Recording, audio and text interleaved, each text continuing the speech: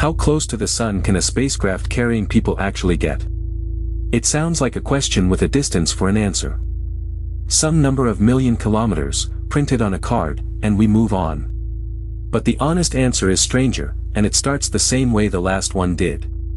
Nobody knows. Not because the physics is hidden. Because no crewed vehicle has ever tried. That is not evasion. It is the fact the whole question turns on, and we are going to build up to why. For numbers will get us there. Every one of them is measured, published, and checkable by you. None of them are guesses wearing the costume of data. Start with the number you are living in. At Earth's distance from the sun, sunlight arrives at 1,361 watts per square meter. That is the solar constant.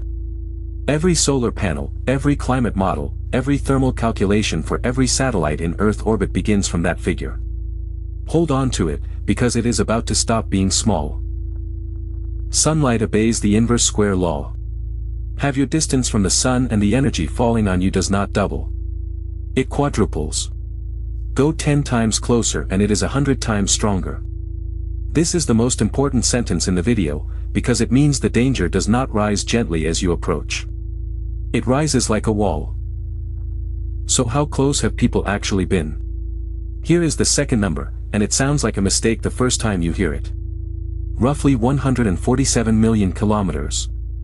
That is Earth's own orbit at its closest point to the sun, in early January. Every human being who has ever lived has been at that distance, give or take a little orbital wobble. There is a technical record holder, and the margin is almost comic. In December 1968, the crew of Apollo 8 flew to the moon while the moon happened to be on the sunward side of Earth. For a few days, 3 men were closer to the sun than anyone else alive. The lead was at most about 384,000 kilometers, which sounds enormous until you divide it by 147 million. They won by roughly 0.25%. That is the verified human ceiling. Not a model, not an extrapolation. It is simply where people have been, and it is essentially Earth's orbit. Now the third number, and this is where the wall appears.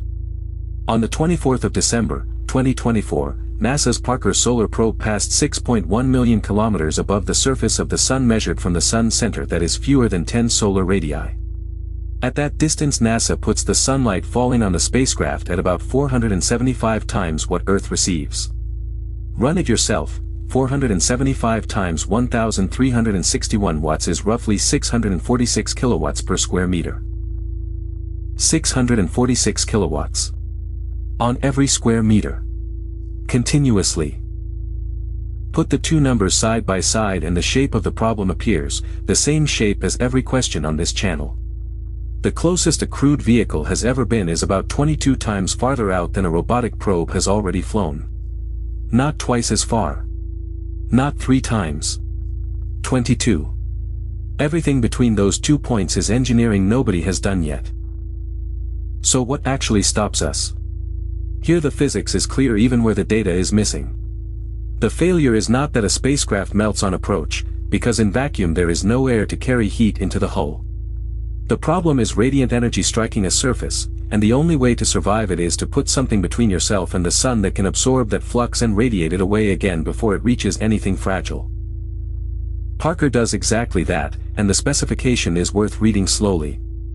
A shield 2.5 meters across. 2 thin faces of carbon-carbon composite, the same family of material used on the leading edges of the space shuttle. Between them, 11.4 centimeters of carbon foam that is almost entirely empty space. The sun-facing side is sprayed with a white ceramic coating chosen to reflect as much as possible before absorption even begins. The front face runs at about 1,370 degrees Celsius. Directly behind it, in the shadow, the instruments sit near room temperature.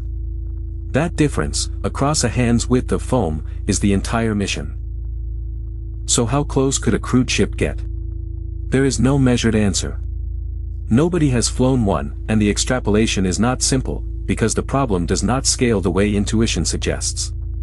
Parker's shield protects a spacecraft roughly the size of a small car. A vehicle carrying people needs pressurized volume, consumables, radiators, and a way to abort, and every one of those things has to hide inside the same cone of shadow. Shadow area grows with the square of shield diameter. Mass grows faster. You will find confident figures online. They are estimates presented as engineering. This channel is not going to invent a number to make the ending tidier. Which reframes the question the way it usually gets reframed here. The real limit was never a distance. It is a ratio. It is how much shadow you can carry per kilogram you launch, and how well a hand's width of carbon foam holds 1300 degrees away from something that has to stay at room temperature. The answer to how close a human can get to the sun is not a number of kilometers. It is a number of centimeters. 11.4 of them, in foam. And nobody has yet built the version that a person fits behind.